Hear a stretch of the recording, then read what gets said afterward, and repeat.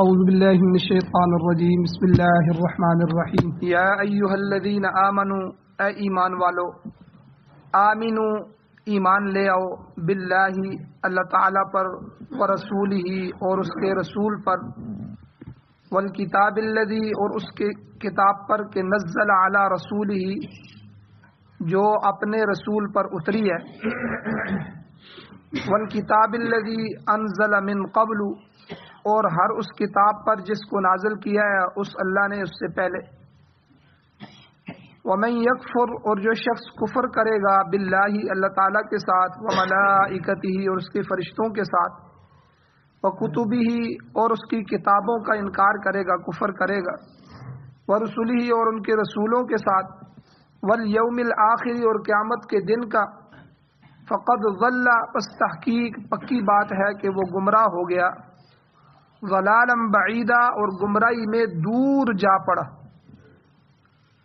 ان الذین آمنوا بے شک وہ لوگ جو ایمان لائے ثم کفروا پھر انہوں نے کفر کا راستہ اختیار کیا یعنی مرتد ہو گئے ثم آمنوا پھر ایمان لائے ثم کفروا پھر انہوں نے کفر کیا ثم ازدادوا کفرا پھر وہ کفر میں بڑھتے ہی آگے گئے زیادہ ہی ہوتے گئے لم یکن اللہ لیغفر لهم نہیں ہے اللہ تعالیٰ ایسا کہ اللہ ان کو بخش دے اللہ ان کو بخشے گا نہیں ولا لیہدیہم سبیلا اور نہ ان کی اللہ رہنمائی کرے گا سیدھے راستے کی طرف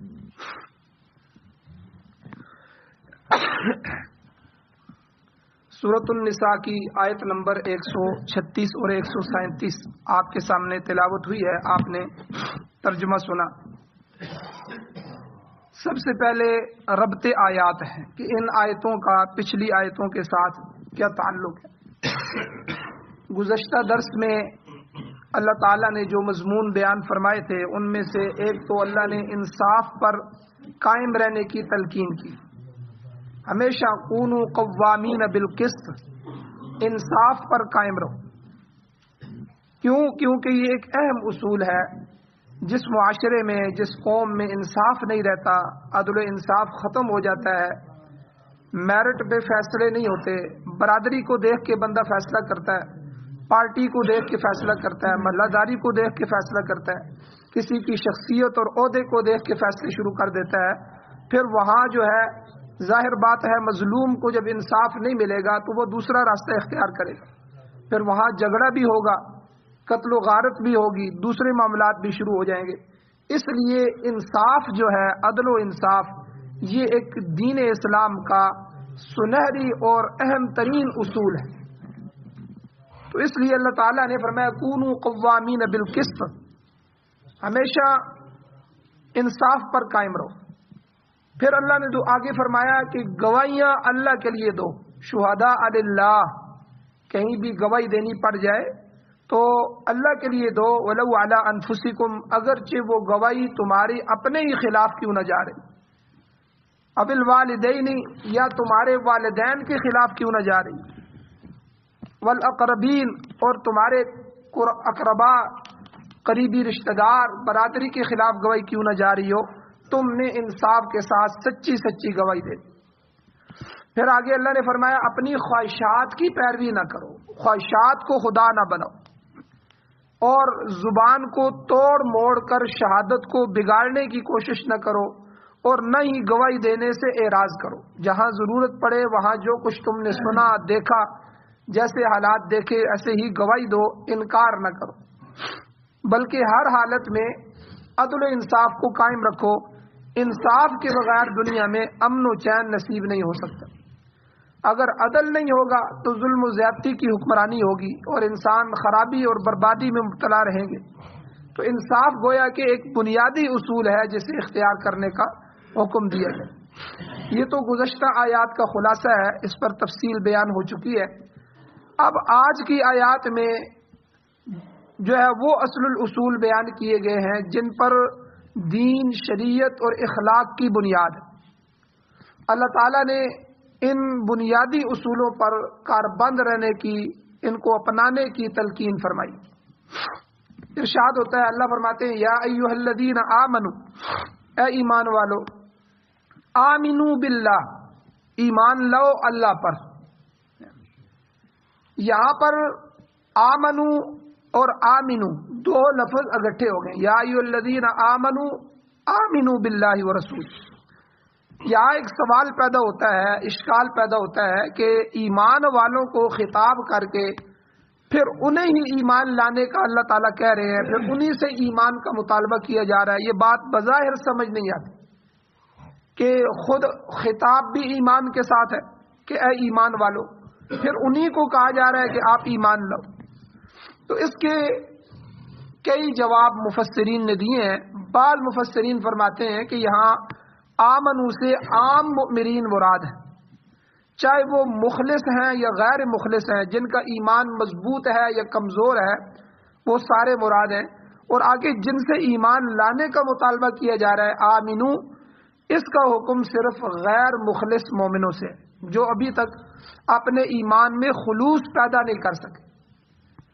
وہ کہتے ہیں نا، جو ایمان کسی کو جو ہے فجر کی نماز تک نہ لے جا سکے، اس ایمان کے ساتھ وہ جنت میں کیسے جائے گا. یعنی یہ ہمارے ایمان کے درجے ہوتے ہیں. یعنی ہمارا اللہ کے ساتھ اتنا بھی تعلق نہ ہو، اس کے حکم، اس کی اتھارٹی کو ہم اتنی بھی اہمیت نہ دے سکیں، ہمارا ایمان اتنا کمزور ہو کہ ہم دنیا اور برادری کی وجہ سے جو ہے اسلام کو پیچھے کر دیں، تو پھر اتنا کمزور ایمان جنت میں کیسے لے کے جائے. تو اس لیے مفسرین فرماتے ہیں کہ یہاں پہلا جو اللہ نے خطاب فرمایا یا ایھا الذین آمنو، یہ ساری ایمان والوں کو فرمایا. پھر ان میں سے جو کمزور ایمان والے تھے، جن کے ایمان میں ابھی تک خلوص پیدا نہیں ہو سکا، بلکہ ڈاواں ڈول ہیں، کبھی ایمان کی طرف مائل ہوتے ہیں، کبھی کفر کی طرف خیال آتا ہے، تو ایسے لوگوں کو اللہ نے خطاب فرمایا. منافقین جو تھے حضور علیہ السلام کے زمانے میں، جو میں زبان سے ایمان کے دعوے دار تھے کہ ہم مسلمان ہیں، ہم تو ایمان والے ہیں، اور دل میں ایمان کے خلاف ان کی بغاوت تھی، اور جس کے نتیجے میں وہ اسلام کے خلاف ظاہری طور پر بھی اور باطنی طور پر بھی تدبیریں کرتے رہتے کہ مسلمانوں کو نقصان ہو جائے، اسلام کو نقصان ہو جائے. تو وہ بھی اس خطاب کے مخاطبین ہیں، اور انہیں حکم دیا جا رہا ہے کہ تم یہ گو مگو کی جو کیفیت ہے، درمیانی کیفیت ہے، اس کو چھوڑو اور چھوڑ کر ایمان کو مکمل طور پر اختیار کر لو. ایک تو یہ توجیہ ہے. اور اس خطاب کی دوسری توجیہ مفسرین نے یہ ذکر فرمائی ہے کہ یہ خطاب اصل میں عہد الست جو ہے اس کے واقعے کی طرف اشارہ ہے. اللہ تعالیٰ نے ازل میں پورے عالم ارواح، جب ہماری روحیں وہاں جمع تھی، وہاں روحوں کو مخاطب کر کے اللہ نے پوچھا تھا، ان سے دریافت کیا تھا، الست بربکم، کیا میں تمہارا پروردگار نہیں ہوں؟ تو سب نے بیک وقت بیک زبان جواب دیا تھا، قالوا بلا، اے مولا کریم کیوں نہیں، آپ ہی تو ہمارے رب ہیں. تو اب اللہ تعالیٰ نے تمام لوگوں کو یہ عہد یاد دلایا ہے کہ جب ازل میں عالم ارواح میں تم مجھ پر ایمان لا چکے ہو، تو اب اس مادی دنیا میں، مادی جہان میں پہنچ کر بھی مجھ پر دل و جان سے ایمان لاؤ، تاکہ اس ایمان کا صحیح نتیجہ مرتب ہو سکے. تو گویا کہ یہ دونوں توجیحات اس میں مفسرین نے کی ہیں. تاہم جو عام مفسرین ہیں ان کا خیال یہ ہے کہ اس خطاب کے مخاطبین میں تمام اہل ایمان شامل ہیں، اور آمنو کا مطلب یہ ہے کہ اے لوگو جو ایمان لا چکے ہو، اس ایمان پر مداومت اختیار کرو. یعنی ابھی تو تم مومن ہو، اس ایمان کو موت تک تم نے لے کے جانا ہے. مداومت کا یہ مطلب کہ آدمی کا تو کوئی پتہ نہیں، کسی وقت بھی اللہ نہ کرے بے ایمان ہو جائے. کتنے ہی نوجوان ہم نے دیکھے ہیں جو ایمان کی حالت، حضور نے بھی یہی فرمایا حدیث میں، ایک وقت آنے والا ہے اگر آدمی صبح مومن ہوگا تو شام کو کافر ہو، شام کو مومن ہوگا تو صبح اٹھے گا تو کافر ہو. ایسے ایسے عقیدے اور ایسے ایسے جو ہے معاملات سامنے آ رہے ہیں.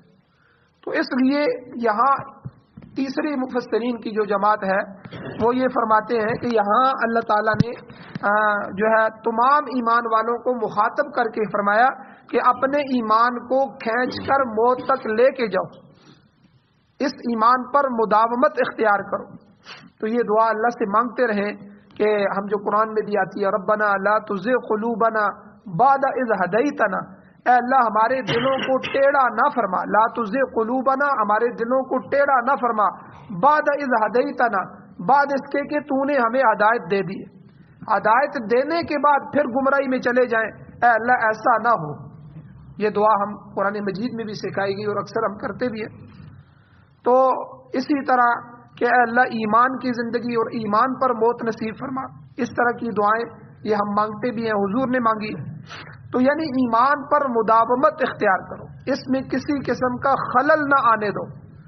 ظاہر ہے کہ ایمان لانے کے بعد جب کوئی آدمی، کوئی شخص کفر میں چلا جائے، شرک کی کوئی بات کر دے، یا منافقت نفاق کی کوئی بات کر دے، یا الحاد کی کہ میں فلاں نبی کو نہیں مانتا، اب بات کرنے میں تو 1 سیکنڈ لگتا ہے کہ میں فلاں، میرا عقیدہ نہیں ہے جی، میں جنت کو نہیں مانتا، میں جہنم کو نہیں مانتا، تو ایک بات کرنے سے ہی آدمی ارتداد میں چلا جاتا ہے، مرتد ہو جاتا ہے، ایمان ختم ہو جاتا ہے۔ ایمان نام ہی اسی کا ہے کہ یہاں جتنی بھی چیزیں اللہ تعالیٰ نے فرمائی ہیں، ان سب چیزوں پر دل سے ایمان لانا، ان سب چیزوں کو دل سے ماننا۔ تو جب کوئی بندہ کفر کی بات کر دے گا، کوئی ایسی بات کر دے گا، اس لیے علماء کہتے ہیں کہ جو دین کے شعائر ہیں، یہ جو نبی کی سنتیں ہیں، ان سنتوں کا استخفاف نہ کیا جائے، ان کو خفیف اور ہلکا نہ سمجھا جائے، ان کی توہین نہ کی جائے۔ مثلا داڑھی ہے، عورت کا پردہ ہے، اب وہ پردے پر، پردہ کسی مولوی کا حکم تو نہیں ہے، داڑھی کسی مولوی کا حکم تو نہیں ہے، یا کسی مفتی کا فتویٰ تو نہیں ہے، یہ تو اللہ کے نبی کی سنت ہے، اللہ کے نبی کے احکامات ہیں، اللہ کا حکم ہے۔ تو ایک آدمی نہیں رکھ رہا تو وہ گویا کہ سارا 24 گھنٹے کا گناہ کر رہا ہے، گناہ گار ہو رہا ہے، لیکن ایمان والا ہے، ایمان موجود ہے۔ لیکن ایک آدمی کہتا ہے مجھے داڑھی والوں سے نفرت ہے، مجھے داڑھی سے نفرت ہے، تو گویا کہ اس نے اللہ کے نبی کی سنت کی توہین کر دی، اس سے ایمان چلا جائے۔ اب دیکھیں دونوں میں فرق ہے، ایک ہے نہ رکھنا، نہ کر پانا، اس پر جو ہے مداومت نہ کر لینا، تو یہ تو گناہ گار ہے، گناہ کی زندگی گزر رہی ہے۔ لیکن ایک ہے اس کا استخفاف کرنا، اس کو ہلکا سمجھنا۔ تو اس لیے کوئی پتہ نہیں ہوتا آدمی ہر وقت، اس لیے کہتے ہیں جس دین کی بات کا علم نہ ہو اس کے بارے میں فتویٰ نہیں دینا چاہیے۔ آج کل ہر بندہ مفتی بنا ہوتا ہے، اور جو بات پوچھو تو وہ اپنے جو ہے نا وہ علم کو ٹٹولتا ہے، اور اس میں سے جو ہے وہ اپنے ذہن سے تبصرہ، تجزیہ جو بھی ہے وہ کر دیتا ہے۔ تو اس لیے بعض دفعہ ایسی بات ہو جاتی ہے بندے سے کہ بندہ ایمان سے بھی نکل جاتا ہے، اور جب ایمان سے نکل جاتا ہے تو نکاح بھی ٹوٹ جاتا ہے۔ نکاح ٹوٹ جائے تو اسی کو کہا گیا کہ اپنے ایمان کی اور اپنے نکاح کی تجدید کرتے رہا کرو، کبھی جو ہے، بلکہ حضور علیہ الصلوۃ والسلام کا امت کے نام فرمان ہے حدیث مبارکہ میں، حضور نے فرمایا جددوا ایمانکم بقول لا الہ الا اللہ، یعنی کلمہ طیبہ کا احاطہ کر کے اپنے ایمان کی تجدید کر لیا کرو، یہ حدیث موجود ہے۔ اسی کلمے کو حضور علیہ السلام نے افضل الذکر لا الہ الا اللہ بھی فرمایا ہے کہ یہ تجدید ایمان کا ذریعہ ہے۔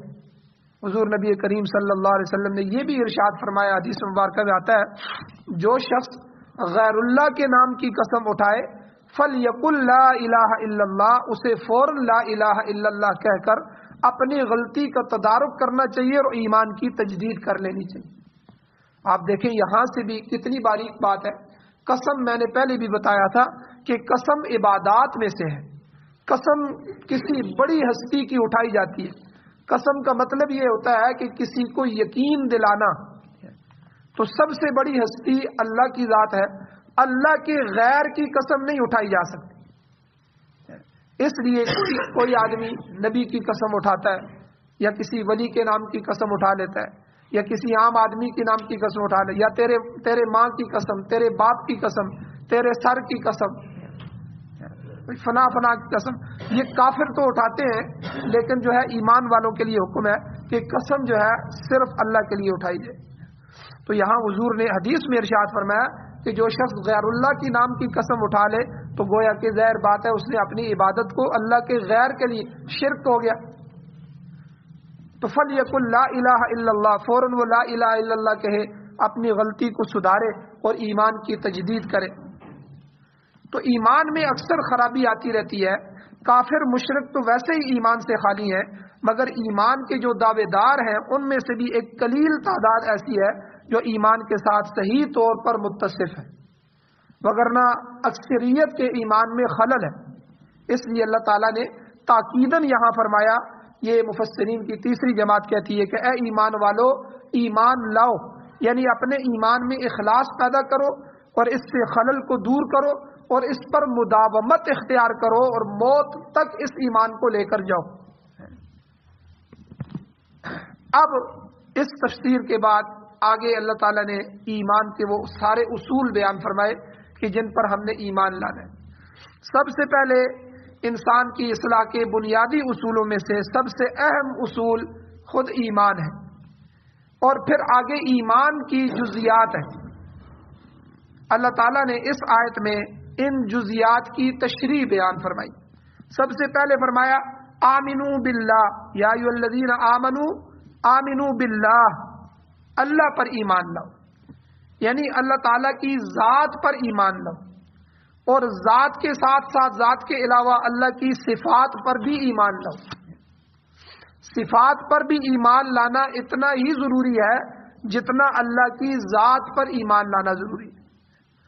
چنانچہ ایمان کے متعلق بچوں اور بڑوں سب کو پڑھایا جاتا ہے، آمنت باللہ کما ہوا باسمائہ وصفاتہ وقبلت جمیع احکامہ اقرار باللسان وتصدیق بالقلب.